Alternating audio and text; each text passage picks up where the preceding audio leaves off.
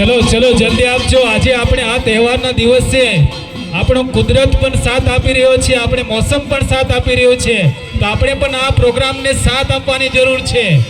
જે જોઈએ છે આજુબાજુ વાદળો ભરાયેલા છે પણ અહીંયા જ વરસાદ નથી, એટલે આપણે ધ્યાન રાખીએ આ તહેવારને ઉજવવા માટે આપણો કુદરત પણ આપણી સાથે છે।